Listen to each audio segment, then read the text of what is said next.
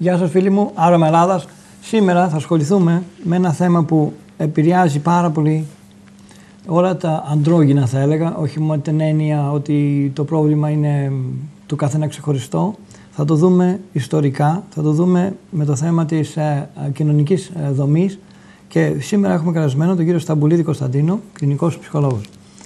Γεια σας φίλοι μου. Η σημερινή μας προσέγγιση, και όπου έχουμε μιλήσει πριν και έχουμε κάνει μια αναφορά σε όλα αυτά τα θέματα και πολύ νωρίτερα,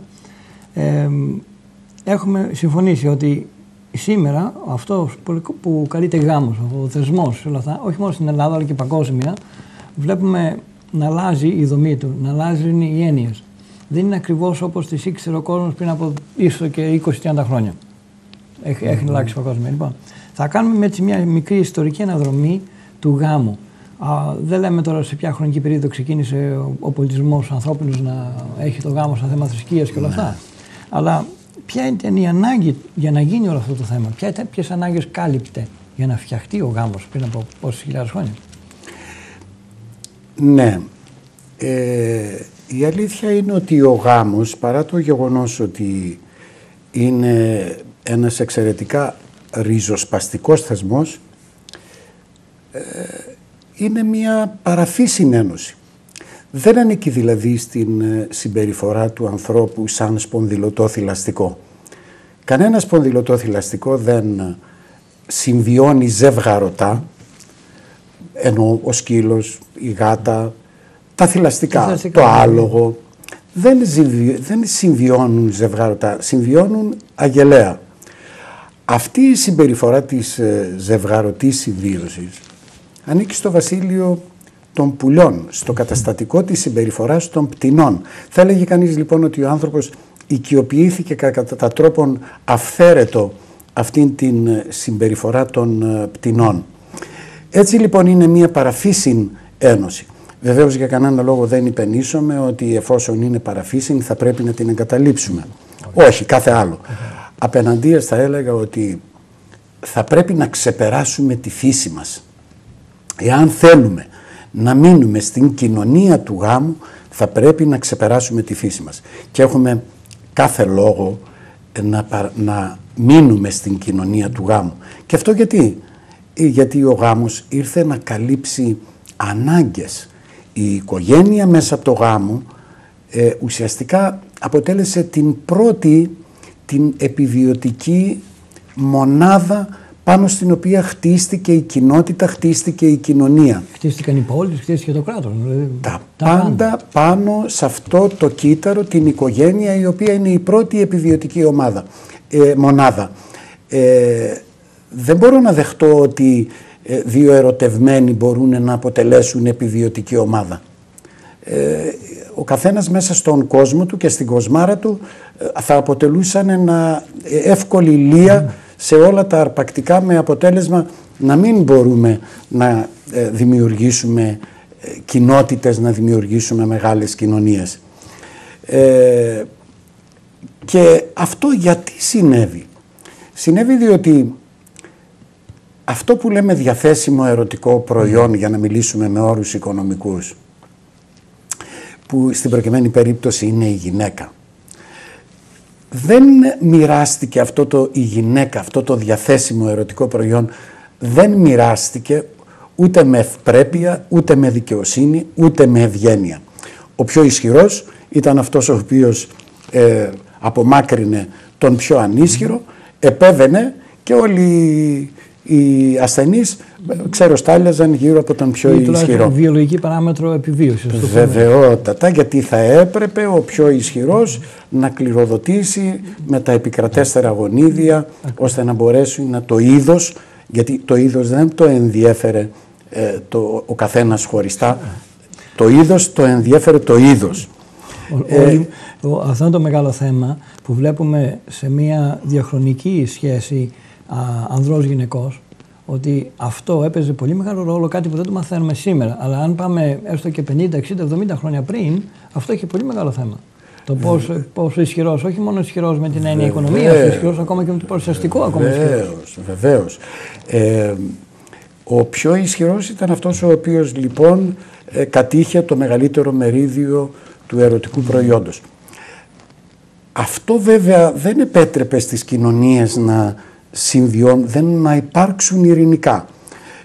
Για το λόγο αυτό και θα έλεγε κανείς πως ο γάμος ήρθε να καλύψει αυτό το κενό και έδωσε στον καθένα την γυναίκα του, μέσα από τον θεσμό λοιπόν του γάμου, έδωσε την γυναίκα του ώστε να διασφαλίσει κατά κάποιο τρόπο το λάδι της χρονιάς. Εννοώ το ειδονικό βίωμα της χρονιάς και να μην είναι απαραίτητο ούτε να τσακώνεται, ούτε να διαπληκτίζεται προκειμένου να έχει πρόσβαση στο ερωτικό αντικείμενο. Βέβαια, σε αυτό βοήθησε πάρα πολύ και η γυναίκα από την εξής άποψη. Από την άποψη ότι η γυναίκα ενώ είναι ερωτικά διαθέσιμη 14 μέρες πριν από την εμινοροή της, δηλαδή κατά την περίοδο της οορυξίας, αυτή εξαπάτησε τον άντρα και υπενήχθηκε ότι είναι ερωτικά διαθέσιμη και όλον τον υπόλοιπο καταμήνιο κύκλο, με αποτέλεσμα να δεσμεύσει τον άντρα. Ο άντρας δεν είχε λόγο παρά ακριβώς να δεσμευτεί, δεδομένου ότι χωρίς να κουράζεται ιδιαίτερα είχε μία πρόσβαση στο ερωτικό του αντικείμενο.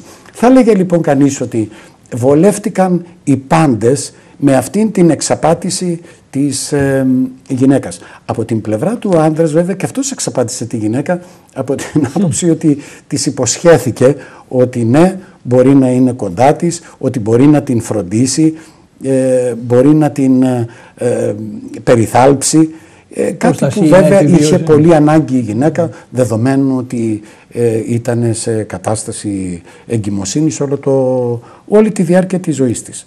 Αυτό το βλέπουμε ακόμα και μέχρι και μετά το 1900, δηλαδή στα χωριά αυτό ήταν μια στάνταρ σχεδόν επιβίωση της γυναίκας από τα 20 τόσα μέχρι τα 45, ας το πούμε έτσι, ότι ήταν σχεδόν εγκυμονούσε σε όλη αυτή την περίοδο. Βεβαίως. Παρ' όλα αυτά ήταν ερωτικά διαθέσιμη, αν και βιολογικά θα έλεγε κανείς ότι όχι, δεν ήταν. Πηγαίνοντας έτσι λίγο πιο σημερινά θέματα. Έπρεπε να σας πω οι μορφές, τα μοντέλα του γάμου που φορέθηκαν. Θα λέγαμε λοιπόν ότι πολύ παλιά το μοντέλο που φορέθηκε, μάλλον ο γάμος χρησιμοποιήθηκε προκειμένου να δημιουργήσει συμμαχίες και συγγένειες. Μετά από αυτήν την περίοδο βλέπουμε τον γάμο να χρησιμοποιείται με έναν αποκαταστασιακό τύπο. Δηλαδή ο άντρας αποκαθιστά, παίρνει από τον πατέρα της γυναίκας την κόρη του και την αποκαθιστά. Αυτό ήταν το αποκαταστασιακό μοντέλο. Η γυναίκα ουσιαστικά δεν επέλεγε τον άντρα, αυτός που επέλεγε τον άντρα ήταν ο πατέρας, ο οποίος ουσιαστικά την αποκαθιστούσε. Η γυναίκα έπρεπε να είναι εξαιρετικά ευγνώμων και υποταγμένη στον άντρα. Φεύγοντας από το μοντέλο αυτό μετά από πολλά χρόνια, πηγαίνουμε σε ένα επιχειρησιακό μοντέλο, θα έλεγα μετά το 18ο αιώνα, μετά την βιομηχανική επανάσταση, όπου τα μέσα της παραγωγής έρχονται σε ένα μεγάλο βαθμό και βάζουν τη σφραγίδα τους και καθορίζουν και την μορφή του γάμου. Ο γάμος πλέον η οικογένεια γενικότερα έχει έναν επιχειρησιακό τύπο, ένα επιχειρησιακό μοντέλο, δηλαδή παράγουν ποια είναι τα προϊόντα παραγωγής, τα παιδάκια τους, το νοικοκυριό τους και τα μέσα παραγωγής είναι ο άντρας και η γυναίκα.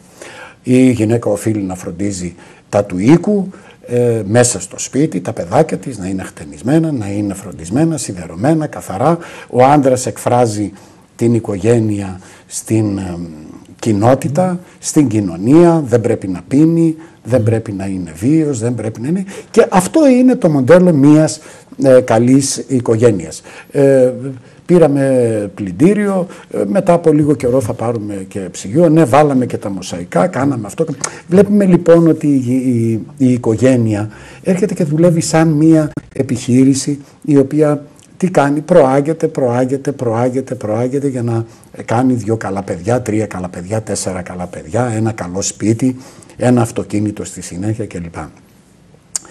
Μετά από αυτό το μοντέλο, το επιχειρησιακό, ερχόμαστε στη δεκαετία του 70 που είναι κυριολεκτικά η χρυσή εποχή του γάμου, όπου ο γάμος συνάπτεται μεταξύ ομιλίκων. Γνωριζόμαστε στο πανεπιστήμιο, μετά το σχολείο, είμαστε στην ίδια ηλικία, μιλάμε, εκφράζουμε τα συναισθήματά μας, εκφράζουμε τον έρωτά μας. Εισάγεται ο όρος έρωτας, κάτι το οποίο εν πάση περιπτώσει παρεμβαίνει, είναι πιο αξιολογήσιμο αυτό παρά η αποκατάσταση οικονομικός, όπως ήταν πριν εκείνα τα προηγούμενα χρόνια. Δεδομένου ότι και οι κοινωνίες έχουν προοδεύσει. Μπορούμε να δούμε ότι σε μια οικογένεια του 1900 ο έρωτας θα ήταν το τελευταίο θέμα. Πρώτα απ' όλα θα ήταν... Ναι, βέβαια. Δεν το συζητώ. Ναι.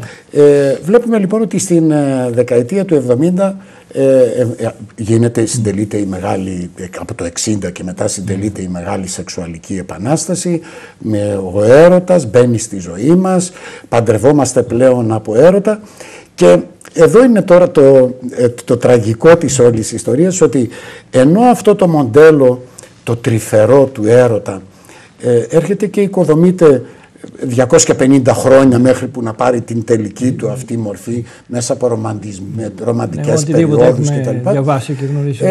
Μέσα σε 30 κυριολεκτικά χρόνια, δηλαδή από το 70 μέχρι το 2000, από το 60 μέχρι το 90, αυτό όλο το οικοδόμημα έρχεται και γκρεμίζεται για να διαπιστώσουμε σήμερα ότι ο έρωτας τελικά ήταν εξαπατητικός.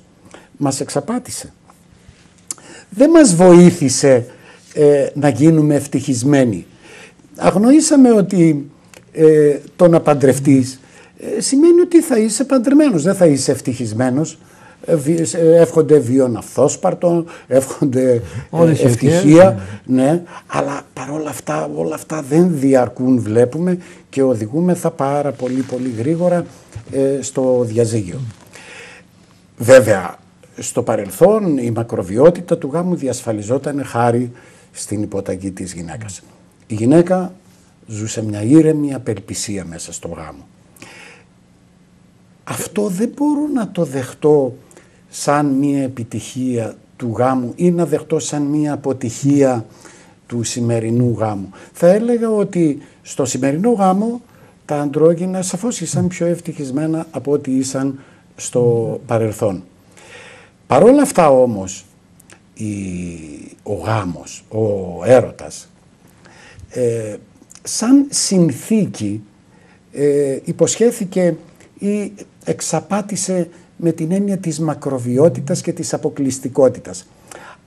Αυτή ήταν μία υπόσχεση, αυτή ήταν μία βαθύτατη πίστη των ανθρώπων ότι μέσα στα πλαίσια του έρωτα θα ήμασταν αιώνια και αποκλειστικά. Κάτι τέτοιο όμως ήταν μία ψευδαίσθηση. Με αποτέλεσμα να φτάσουμε στο σημείο να ενοχοποιούμε τον γάμο κατά τρόπον απαράδεκτο και να λέμε ότι ο γάμος ήταν αυτός ο οποίος σκότωσε τον έρωτα. Κάθε άλλο. Αυτός που σκότωσε τον γάμο ήταν ο έρωτας.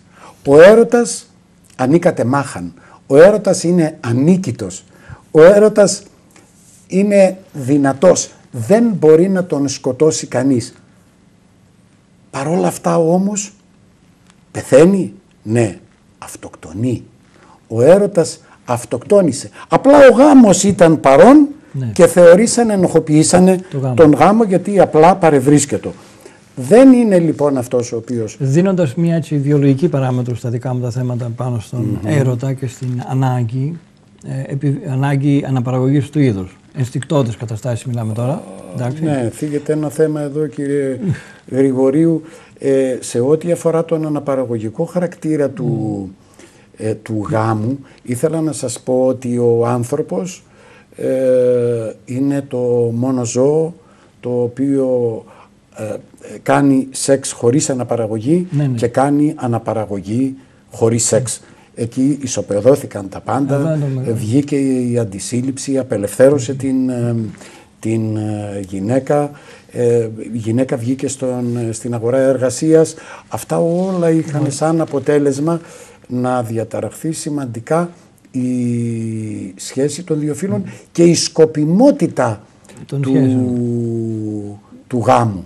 Ο γάμος πλέον δεν έχει τον αναπαραγωγικό χαρακτήρα που είχε. Όχι. Μέσα στον γάμο μπαίνουμε πλέον να καλύψουμε κάποιες συγκεκριμένες ανάγκες. Τώρα έχουμε φτάσει στην τεχνητή σύλληψη και όχι μόνο. Και μια γυναίκα τώρα που βλέπουμε δεν χρειάζεται να είναι παντρεμένη, ούτε χρειάζεται τον άντρα καν να είναι δίπλα. Ναι. Έχουμε φτάσει δηλαδή σε μια άκρως αντιβιολογική παράμετρο πλέον. Αν δούμε που έχει φτάσει αυτό το θέμα. Θα το πούμε όμως στην επόμενη εκπομπή. Αυτό δεν ξέρω πόσο ωφέλησε την ίδια την κοινωνία.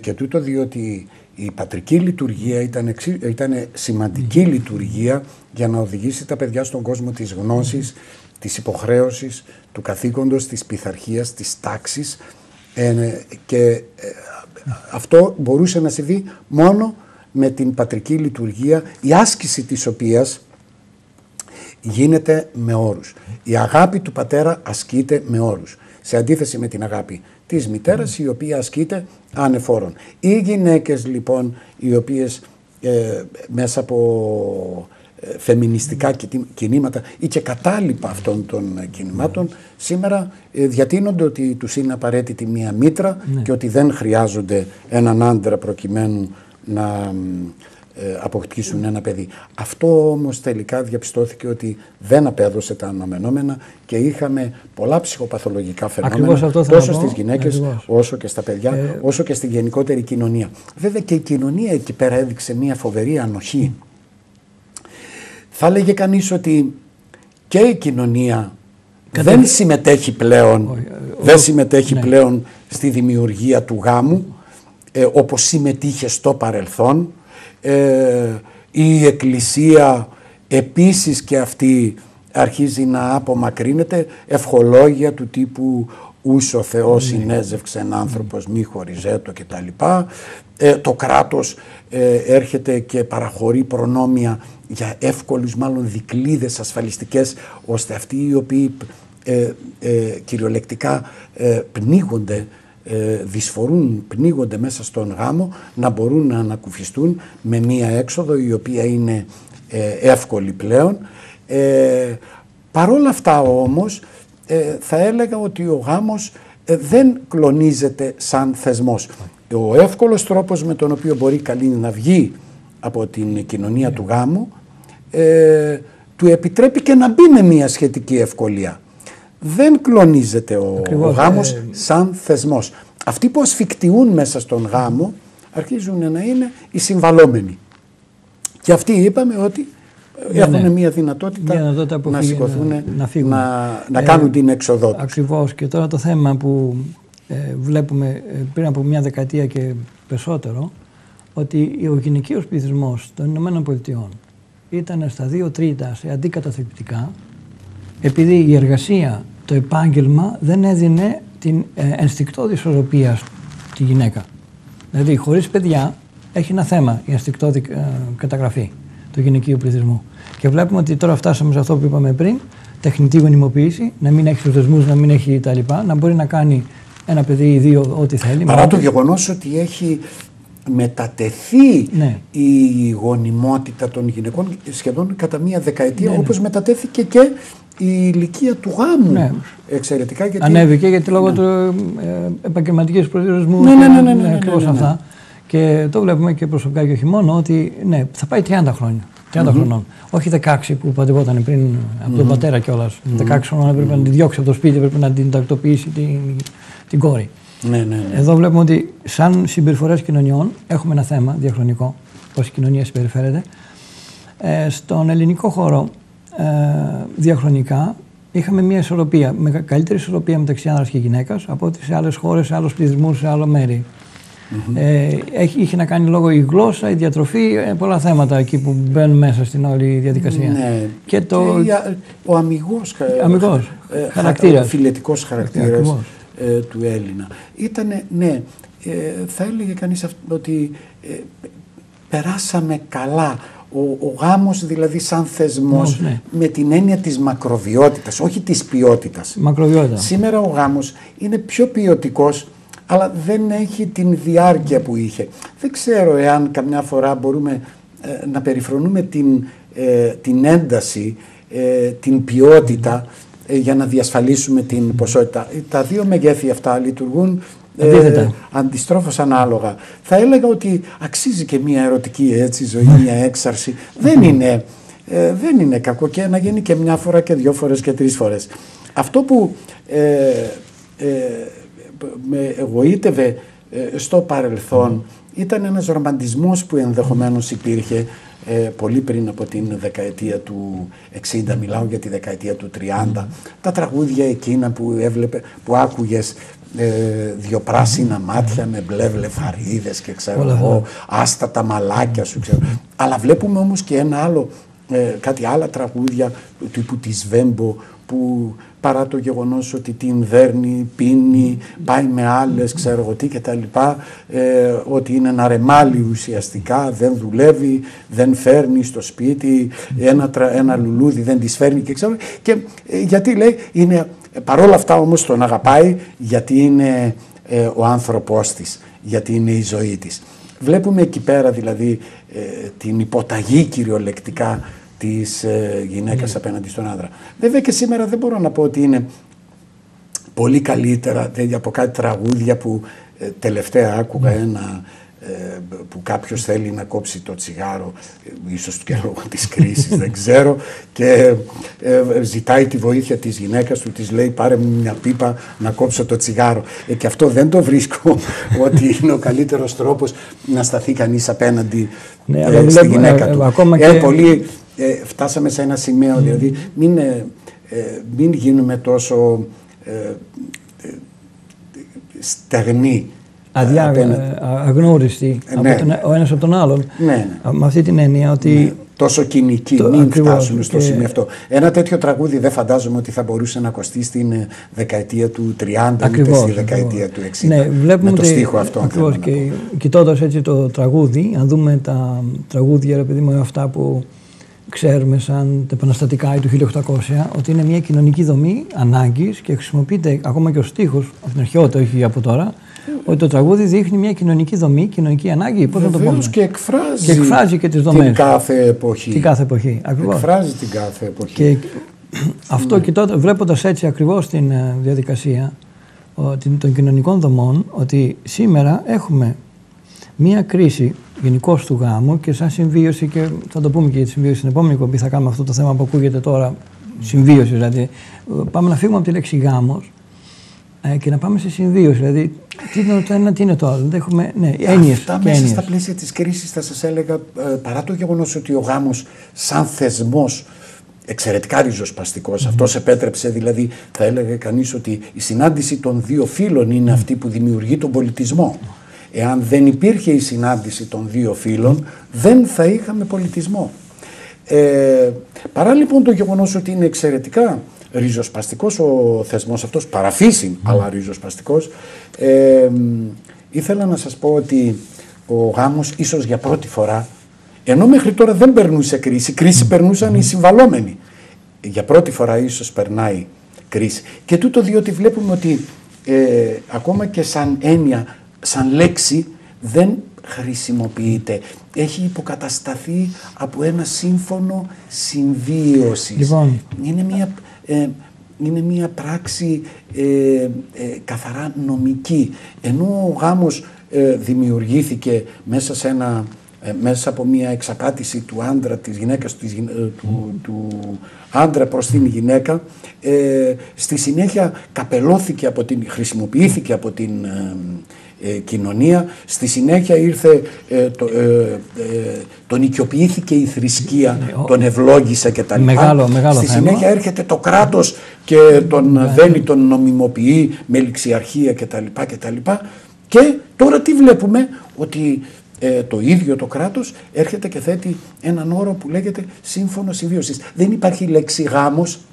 Λοιπόν, η λέξη γάμος αυτό το θέμα... αν καλά θυμάμαι, από το δάμαρ και εκεί ένα παιχνίδι του γα και του δα, δάμαρ, γάμαρ, δάμος, γάμος, που σημαίνει τι δάμαρ είναι η γυναίκα.